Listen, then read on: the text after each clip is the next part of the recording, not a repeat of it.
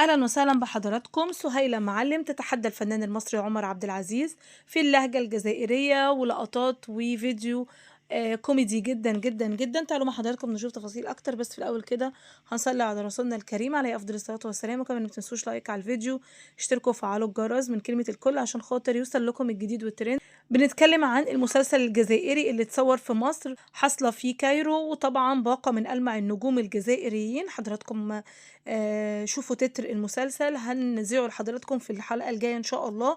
وكان معاهم كمان الفنان المصري عمر عبد العزيز، وكانت سهيلة معلم بتعلم الفنان المصري اللغة الجزائرية واللهجة الجزائرية، وهو بيتكلم فيها وبيقول كلمات طبعا مش فاهم ولا حاجة أصلا.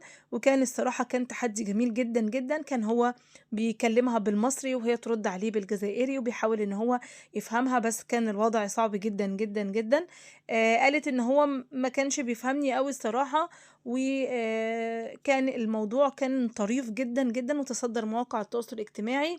وطبعًا عجبته الفكرة جدًا جدًا إن هم يقعدوا يتكلموا، وكانت أكتر حاجة عاجباه، وقال أنا مش عارف هي حاجة حلوة والّا حاجة وحشة لمّا تقول لي تتخلّط، وفي الآخر فهمت إن يعني إيه عايزة تتخانق معايا. يعني هو بيقول أنا فهمتها كده.